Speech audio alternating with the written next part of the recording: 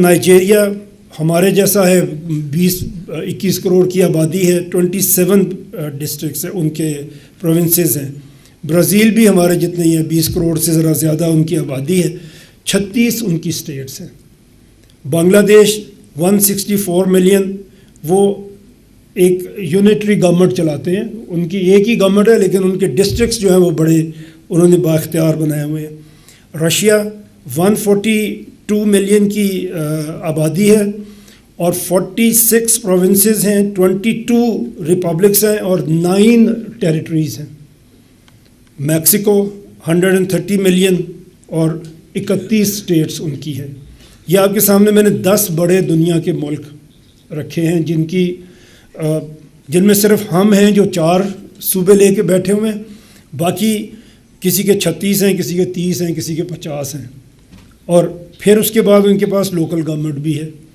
ہمارے پاس وہ بھی نہیں ہے اور ہم یہ بھی کر کے اس طرح ہم بیٹھے۔ جب ہم آزاد ہوئے تھے، اگر ہم موازنہ اپنا اس سے بھی کر لیں، جب پاکستان کی پہلی سینسز ہوئی 1951 میں، تو پاکستان کی ٹوٹل آبادی اس وقت 33.7 ملین تھی۔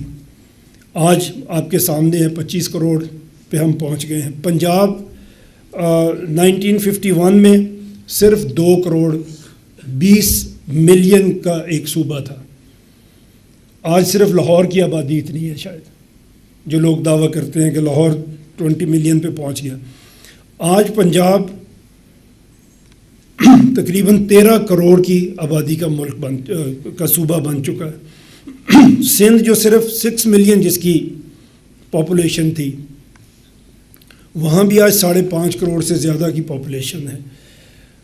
اسی طرح آپ کے پی میں 5.8 ملین، آج 40 ملین۔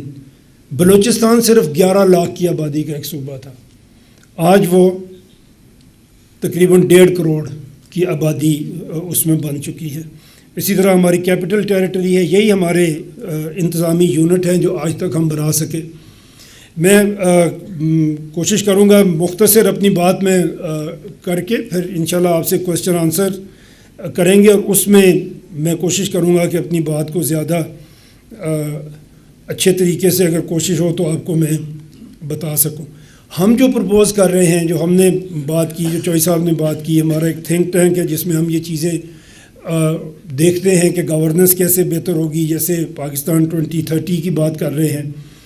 اس میں جو ہمارے ایکسپرٹس تھے انہوں نے یہ کہا کہ پاکستان میں ہر ڈویژن کو صوبہ بنانا چاہیے، جیسے سرگودا ایک ڈویژن ہے، جیسے لاہور ایک ڈویژن ہے، جیسے گجرانوالا ایک ڈویژن ہے، راول پنڈی ایک ڈویژن ہے۔ تو ہمیں ہر ڈویژن کو صوبہ بنانا چاہیے۔ اگر ہم یہ کریں تو ہمارے تقریباً 33 پروونسز بن جائیں گے، اور یہ ایٹ پار ہیں۔ جیسے میں نے پہلے آپ کو ابھی دنیا کے 10 بڑے ملک میں نے آپ کے سامنے ذکر کیا، وہ 10 بڑے ملکوں کے ہم تقریباً برابر کے صوبے بنانے میں کامیاب ہوں گے اگر ہم ڈویژن کی سطح پہ صوبے کو بنائیں اور لے کے چلیں۔ اسی طرح کے پی میں بھی 7 اس وقت آپ کے ڈویژنز ہیں، وہاں پہ 7 صوبے بنیں گے۔ بلوچستان میں بھی اس وقت آپ کے جو ڈویژنز ہیں ان کی تعداد 8 ہے، وہاں پہ 8 نئے صوبے بن سکتے ہیں۔ کم از کم وہ رقبے کے لحاظ سے اس قابل ہوں گے کہ آپ ان کو مینیج کر سکیں گے۔ آج تو آپ ان کو کسی جگہ پہ آپ مینیج کر ہی نہیں پا رہے۔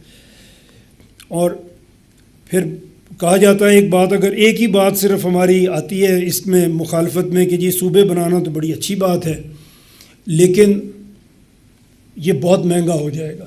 اتنی بڑی ایڈمنسٹریشن، 33 ایڈمنسٹریشنز ہوں گی، 33 چیف منسٹر بن جائیں گے، 33 گورنر ہو جائیں گے، 33 اسمبلیاں بن جائیں گی، تو یہ کیسے پاسبل ہوگا کہ آپ اس کو پاکستان کی اکانومی میں یہ کیسے چل پائیں گے؟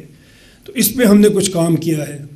ایکچولی جب آپ صوبہ چھوٹا کرتے ہیں تو یہ سستا ہوتا ہے چلانے میں۔ مثال میں دیتا ہوں کہ اگر آپ پروٹوکول دیکھیں سی ایم پنجاب کا اور سی ایم بلوچستان کا تو آپ کو فرق پتہ چل جائے گا۔ جس کے پاس آبادی کم ہے، جس کے پاس بجٹ کم ہے، اس کا اتنا کم پروٹوکول بھی ہے۔ تو اگر آپ ایک ڈویژن کو صوبہ بناتے ہیں جس میں 3 ڈسٹرکٹ آئیں گے، 4 آئیں گے، تو وہ ایک ضلع کونسل سے 4 گنا، آپ میں آسانی کے لیے عرض کرتا ہوں کہ ایک ضلع کونسل کو اگر 4 گنا کر دیں تو وہ ایک صوبے کا بجٹ بن جائے گا، اور وہ انشاءاللہ آپ اس کو چلائیں گے۔ جو ہم نے اس میں دوسرا دیکھا کہ ہمارے پاس یہ جو ہم نے صوبوں پہ کام نہیں کیا، اور ہم 4 صوبے لے کے اگر ہم 80 سال تک بیٹھے رہے ہیں تو اس کا کچھ نتیجہ بھی نکلا ہوگا۔ 80 سال بڑی عمر ہوتی ہے، اس میں اچھا یا برا نتیجہ تو ہمارے سامنے آ چکا ہوگا، ابھی تک ہمیں پتہ ہونا چاہیے۔ اس کو جب ہم دیکھتے ہیں تو کچھ انٹرنیشنل سرویز ہیں جو یونیسیف نے کیے ہیں، کوئی WHO نے کیے ہیں، اس میں اگر ہم اپنی رینکنگ دیکھیں تو ہم بلو 10% جو دنیا میں ملک ہیں اس میں آتے ہیں۔ اور یہ کون کون سے انڈیکسز ہیں؟ Sustainable development goals, Pakistan 167 countries کا سروے کیا گیا ہے اور ہم اس میں 140th نمبر پہ آتے ہیں۔ 139 کنٹریز ہم سے بہتر ہیں۔ ہیومن ڈیولپمنٹ انڈیکس 193 کنٹریز کا سروے کیا گیا اور ہم 168 نمبر پہ آتے ہیں۔ رول آف لا انڈیکس میں 142 کنٹریز کا سروے کیا گیا اور ہم 129 نمبر پہ ہیں۔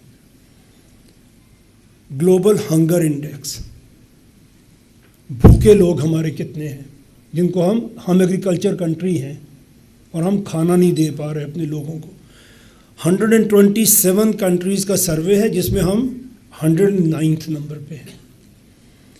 اور سب سے خوفناک، سب سے خطرناک بات، سٹنٹڈ گروتھ جو ہمارے چلڈرن کی ہے وہ 44% ہے۔ تقریباً آدھے بچے ہمارے خوراک کی کمی کا شکار ہیں۔ اور اس سے کیا ہوتا ہے؟ سٹنٹنگ گروتھ میں کیا ہوتا ہے کہ بچے کا دماغ بھی ڈیولپ نہیں ہوتا اور جسم بھی ڈیولپ نہیں ہوتا۔ کل کو جب وہ بڑا ہوگا، جب چوہی صاحب ابھی کہہ رہے تھے 10 سال 20 سال ہم اور گزار لیں گے، اور 20 سال کے بعد آپ لوگ اپنے کریئر کی پیک پہ ہوں گے، اور یہ 44% سٹنٹڈ گروتھ والے بچے آپ کے راستے کی سب سے بڑی رکاوٹ ہوں گے۔ یہ خود بھی کام نہیں کر سکیں گے اور یہ آپ کو بھی کام کرنے نہیں دیں گے۔ اتنی بڑی پاپولیشن کہ جو نارمل ہی نہیں ہوگی، نہ ذہنی طور پہ نہ جسمانی طور پہ۔ اور ہم بینگ اے مسلم یہ جانتے ہیں کہ ہمیں یہ بتایا جاتا ہے بچپن سے کہ 40 گھر تک بھی اگر کوئی بھوکا سوئے گا تو جو آپ سے یہ سوال کیا جائے گا، تو جہاں آپ کی آدھی آبادی کو پراپر خوراک نہیں مل رہی ہوگی تو اس کا سوال بھی ہم سے کیا جائے گا۔ ہم تو آپ کے پاس آئے ہیں بات کرنے کے لیے، اپنا حق ادا کر رہے ہیں، ہم آپ کو بتا رہے ہیں، حکومت کو بتا رہے ہیں کہ 44% بچوں کو کھانا نہیں دے پا رہا یہ ملک۔ ہم آواز بلند کر سکتے ہیں، آپ اس کا حصہ بن سکتے ہیں، لیکن یہ سوال تو سب سے ہوگا۔ جب اللہ کے پاس ہم نے جانا ہے تو اس سوال کا جواب تو ہمیں دینا پڑے گا۔ تو ہمیں آج وہ نظام لے کے آنا ہے، اس کے لیے کم از کم کوشش کرنی ہے، کم از کم اس کے لیے آواز بلند کرنی ہے کہ ہمارے ملک میں ایسا نظام آئے جو ہمارے لوگوں کی ویلفیئر کر سکے۔ اور اس میں سب سے بڑی رکاوٹ کیا ہے؟ وہ سینٹرلائزیشن آف آل پاورز ہے۔ اگر آپ اس کو ڈی سینٹرلائز کریں گے، اگر آپ صوبے کو چھوٹا کریں گے، وسائل کو لوگوں تک پہنچائیں گے، تو انشاءاللہ ہوپ فلی ہم اس سے بہت بہت بہتر قوم بن سکیں گے۔ جو بچے اسکول نہیں جاتے، ہمارے ملک میں 25 ملین 2.5 کروڑ بچہ ہے جو اسکول نہیں جاتا، اور اس میں ہم دنیا میں نمبر 1 ہیں۔ دنیا میں سب سے بڑا نمبر، ہم آبادی میں 6واں بڑا ملک ہیں۔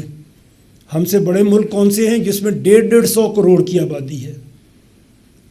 اسکول نہ جانے والے بچوں میں ہم نے انہیں بھی پیچھے چھوڑ دیا۔ بھارت کے اگر آپ نمبر نکال کے دیکھیں، میں تو مثال نہیں دیتا ان کی، لیکن وہ چند لاکھ بچے ہیں جو اسکول نہیں جا رہے، اور ہمارا 2.5 کروڑ بچہ اسکول نہیں جا رہا۔ یہ 44% سٹنٹڈ گروتھ کے بچے، یہ 2.5 کروڑ بچہ جو اسکول نہیں جا رہا، یہ اور 10 سال کے بعد 15 سال کے بعد اتنی بڑی ان امپلائیبل یوتھ ہوگی آپ کے پاس. ان امپلائڈ نہیں ہوگی، ان امپلائیبل ہوگی. کچھ کام کر ہی نہیں سکیں گے اس دنیا میں جو آج سے 15 سال بعد کی دنیا ہے. مزدور بھی آپ کو اس وقت پڑھا لکھا چاہیے ہوگا. تو ان مسائل کو یہ آپ کے مسائل ہیں. اب ہماری جنریشن کے ضرور ہیں لیکن اس طرح سے نہیں ہیں جیسے آپ کے ہوں گے.